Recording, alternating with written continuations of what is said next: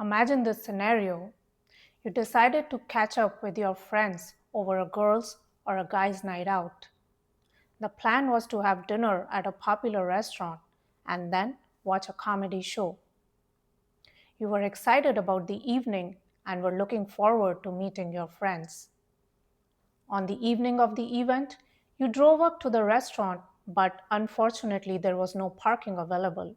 So you had to go around several times, and finally, you found a spot 3 blocks away.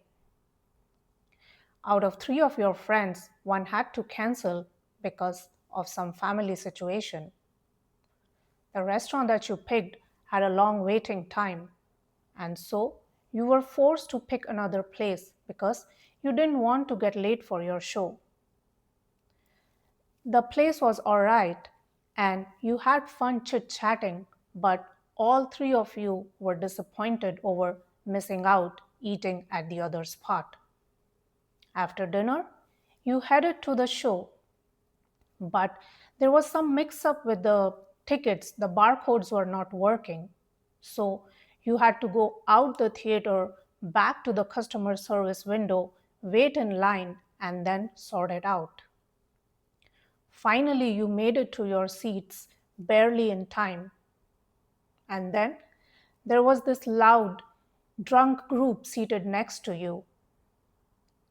The show was mediocre, the jokes average. The night that all you had been looking forward to for over a month turned out to be a minor disaster. Sure, you all got to see each other, but with everything else around you going haywire, it resulted in a dissatisfying and disappointing experience for everyone. Now, this might have brought back memories of a similar situation in your life when you were looking forward to something and faced disappointment. When we reflect on these incidents, the question that comes up is, why do we face disappointments in our life? Obviously, there are joyful and happy incidents as well, but if we do a comparison, there are more dissatisfying experiences than satisfying ones. Why? Is it just me, or you, or just some of us? Or does it happen to everyone? Why does life not cooperate? Well, the answer is it happens to all of us, whether we would like to believe it or not. We tend to think that mostly we get the short end of the stick while others sail through life. But all of us face challenges. At least in this, we are equal. That makes us feel a little better, right? Now, the next part. Even if it happens to all of us, why does it happen? Why does life have to irk us? Why can it not comply with our wishes and hopes and dreams and plans? There, I said it.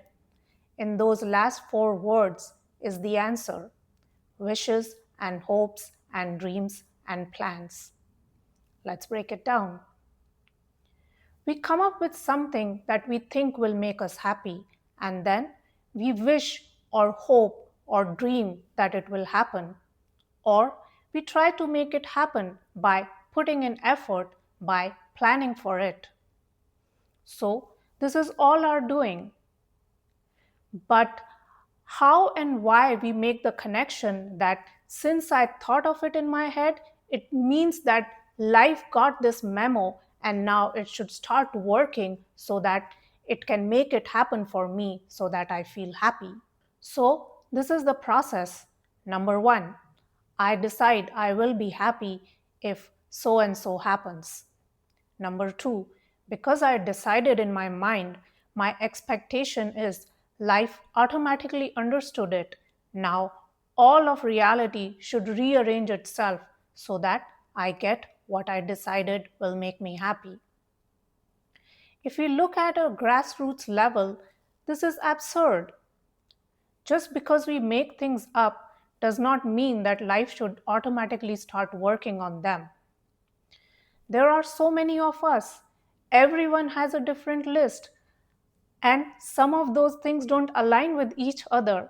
So, how is reality or life supposed to work with all of our lists? And then We keep changing our minds. Have you noticed? For example, oh, I want to go on this trip with my friends. That will make me happy. I've not seen them in a long time, and so we'll have a great time together. But then later, you watch a movie where someone met their soulmate on a vacation, and so you change your wish to now meeting your soulmate when you go on a vacation with your friends.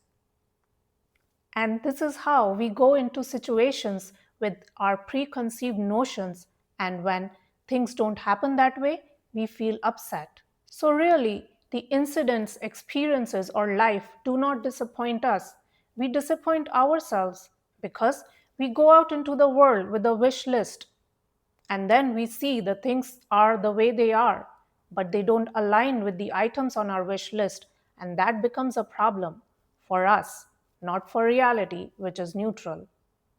So, if we look back to our previous example, the parking, restaurant, comedy show were the way they were, but then we made them about ourselves. That's why they were a problem. But the full restaurant was not a problem for the owner. The comedy show was entertaining for some. The drunk group definitely was having the time of their life. I'm not using a positive mumbo jumbo approach here. I'm using a reality approach. If we just look at things the way they are instead of superimposing our expectations, we will have a better experience. Why?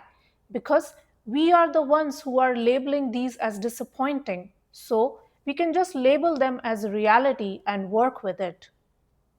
Notice in cases when we plan for events like a birthday or a party or a wedding, there are still some last minute changes, and the level of planning that goes into these events is enormous.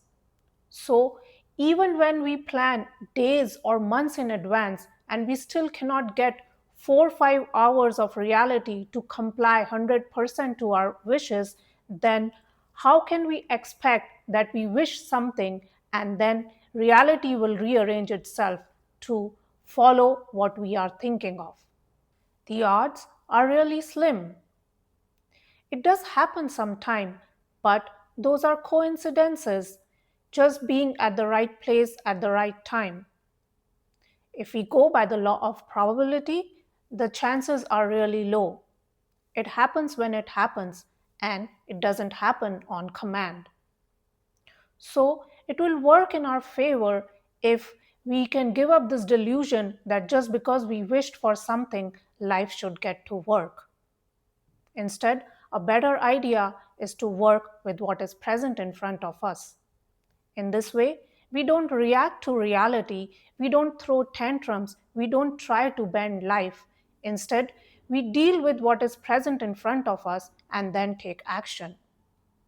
We can still make plans, we can still meet up with friends, buy tickets, enjoy events, but then whatever happens, we deal with that and try to have the best out of a situation. How does positive thinking or law of attraction fit into this? It absolutely does. Whatever happens, behave as if it's working in your favor. That's law of attraction. You are positively predisposed towards the situation.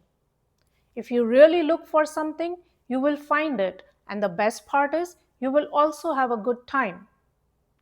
Lastly, I can agree and empathize that it feels bad when things don't go our way. I feel it too. So acknowledge, well, that didn't feel great. Don't deny it, don't resist it, don't judge it, and don't complain about it. And then accept it and do what you can. I'm here to have a good time, so let me try something else. Really, the situation is neutral and you can make it feel dissatisfying or agreeable. Choose positively, and you will find yourself facing fewer disappointments and being more in alignment with life. Thanks for watching. Bye.